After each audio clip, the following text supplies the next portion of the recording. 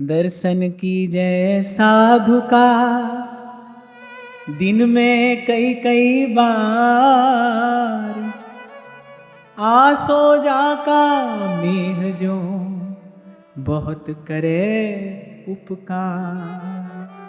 आश्विन मास में वर्षा होती है, ऐसे मूसलाधार वर्षा नहीं होती, ऐसे फुहार पड़ती है कभी कभी। पर भूमि के लिए, फसल के लिए बड़ी गुणकारी होती है। ऐसे कबीर जी कह रहे हैं, दर्शन कीजय साधु का दिन में कई कई बार, आसो जाका मेह जो बहुत करे उपकार। अब फिर कहते हैं, कई बार नहीं कर सके दोए बखत कर ले, कबीरा साधु दरसते काल दगा नहीं दे। सत्संगति की महिमा कही है, कितनी महिमा कही है संतों ने। अच्छा, जब यहां कहा ना दर्शन कीजिए साधु का, तो यहां केवल प्रत्यक्ष दर्शन से अभिप्राय नहीं है। आज आरंभ में ही मैंने कहा, ये जितनी भी वाणियां हैं, जितने भी शब्द हैं, ये अलौकिक हैं। इनका आदि भौतिक, आदि दैविक, आध्यात्मिक कुछ ना कुछ अर्थ है। साधु का दर्शन, साधु का दर्शन कैसे होता है? साधु को सुनकर। अच्छा, एक और बात आपको बताऊं, हम व्याकरण शास्त्र में ये नहीं कहा जाता शब्द जैसा सुनाई देता है, कह रहे शब्द का दर्शन जैसा हो रहा है।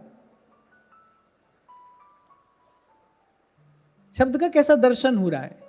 साधु का दर्शन तो साधु के शब्द में किया जाता है, गुरु का दर्शन गुरु के शब्द में किया जाता है, गुरु के विचार में किया जाता है। जब कबीर कह रहे हैं दर्शन कीजिए साधु का दिन में कई कई बार, कह रहे कई कई बार, ऐसे संत के शब्द का दर्शन करिए। कान शब्द का दर्शन ही करते हैं। दर्शन का अर्थ देखना नहीं है, दृश्य ज्ञाने, ये धातु है। दर्शन का अर्थ है जानना। जैसे कान से शब्द को जाना जाता है, आंख से रूप को जाना जाता है, तो कान से शब्द का दर्शन होता है। तो कहा दर्शन कीजिए साधु का दिन में कई कई बार, आसो जाका मेह जो करे बहुत उपकार। और फिर कह रहे कई बार नहीं कर सके दोए बखत कर ले। सुबह शाम तो संत की वाणी सुन लो। कबीरा साधु दरसते काल दगा नहीं दे। क्या अर्थ हुआ? काल दगा नहीं दे। बोले अगर साधु की, संत की वाणी का सेवन करते रहोगे, संत की वाणी समय को व्यर्थ नहीं जाने देगी। संत की वाणी किसी ना किसी प्रकार व्यवहार से खींचकर भजन में लगाए रखेगी।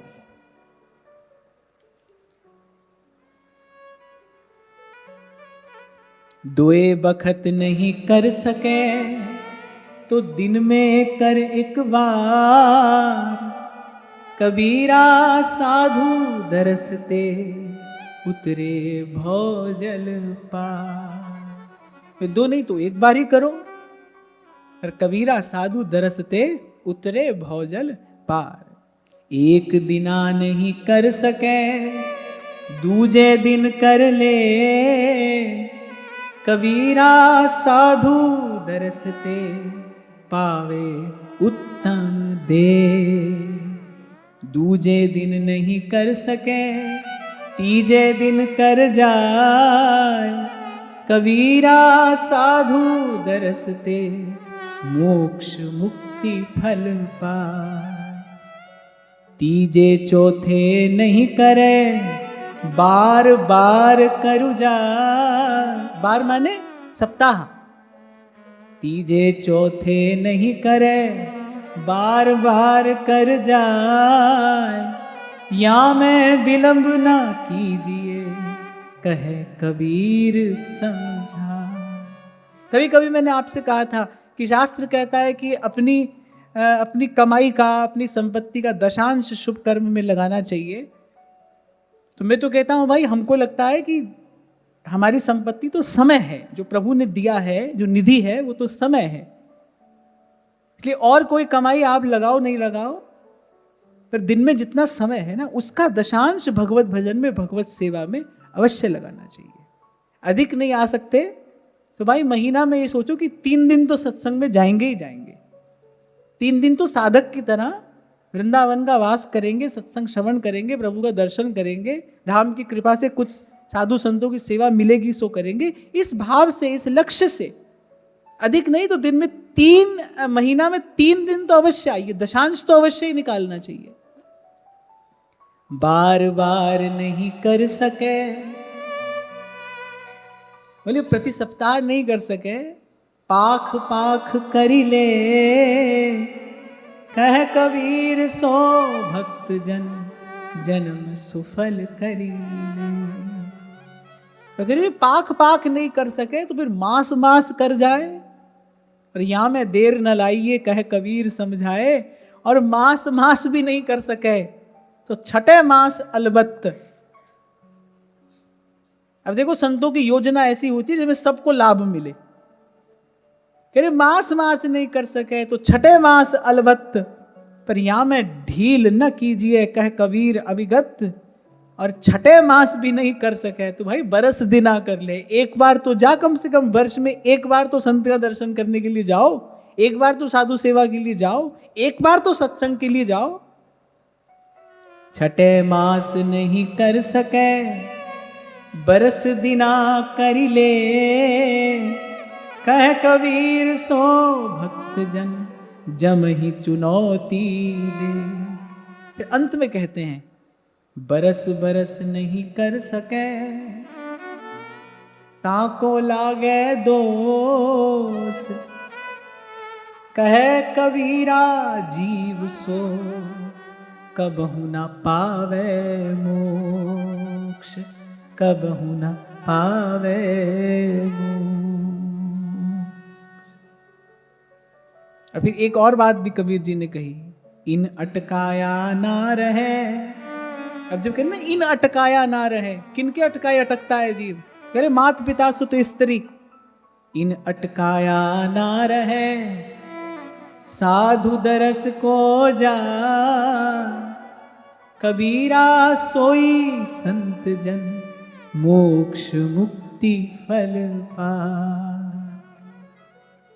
साधु आवत देख के हंसी हमारी दे, माथे का ग्रह उतरा नैनन बढ़ा सने। प्रेम बिना राम नहीं, राम बिना संत नहीं, पलटू सत्संग वरदान मा। रैदास जी महाराज कहते हैं साधु संगत बिना भाव नहीं उपजे, भाव बिन भक्ति नहीं होए तेरी। हे प्रभु बिना भाव की कैसे भक्ति होगी? बिना भाव के तो यंत्रवत कार्य होता है ना, जैसे मशीन अपना काम करती है, ऐसे बिना भाव के सब कार्य होता है। अरे साधु संगत बिना भाव नहीं उपजे और भाव बिन भक्ति नहीं होए तेरी। हे प्रभु इस जन की लज्जा रखिए। कह रैदास यह बेनती प्रभु जी स्यों, राम राजा राख पैज मेरी। वहां ध्रुवदास जी कह रहे हैं रे मन रसिकन संग बिन रंच न उपजे प्रेम। और उन्होंने तो यहां तक कह दिया या रस को साधन यह और करो जिन ने। कोई नियम जीवन में धारण करने की आवश्यकता नहीं है। एक नियम कर लो भाई, कोई जीवन का कोई भी दिन बिना सत्संग के नहीं जाने दे। और सत्संग क्या है, सत्संग का स्वरूप क्या है, इसकी तो चर्चा हमने कई बार की। ऐसे प्रत्यक्ष में ये जो कथन श्रवण है ये भी सत्संग है, आप नाम जप कर रहे हो वो भी सत्संग है, आप वाणी का चिंतन कर रहे हो वो भी सत्संग है, आप प्रभु के नाम का यश का कीर्तन कर रहे हो वो भी सत्संग है। किसी भी प्रकार से चेतना प्रभु के भाव के निकट रहे सो ही सत्संग है, सो ही सत्संग है। एक ये नियम कर लीजिए, बस एक नियम पार उतार देगा कि भाई कोई भी दिन बिना सत्संग के नहीं जाने देंगे।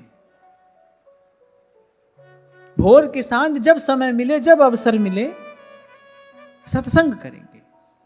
और सत्संग जिस स्वरूप में प्रभु कराएंगे उस स्वरूप में सत्संग करेंगे।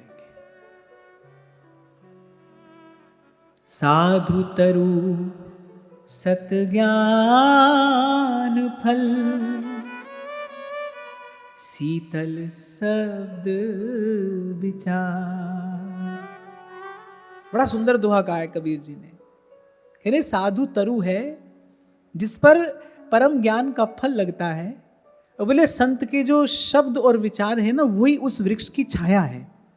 संत के विचार की छाया में ही तो इस अंतर मन को कुछ चैन मिलता है ना। संत के शब्द से ही तो सहारा मिलता है, गुरु के शब्द से ही तो सहारा मिलता है। साधु तरु सत ज्ञान फल, शीतल शब्द विचार। जग में होते साधु नहीं, जल मरता संसार। और साधु की महिमा गाते गाते अंत में तो कबीर जी एक बात कहते हैं, साधु मिले साहिब मिले, अंतर रही न रे। अरे साधु मिले साहिब मिले, अंतर रही न रेख, मनसा वाचा कर मना। जैसे व्यास जी ने कुछ बातें प्रतिज्ञा करके कही हैं। व्यास जी कहते हैं कि चरणामृत और सीथ ले कियो व्यास निर्धार। ऐसे कबीर जी प्रतिज्ञा करके ये बात कह रहे हैं, साधु मिले साहिब मिले, अंतर रही नरे, मनसा वाचा कर मना।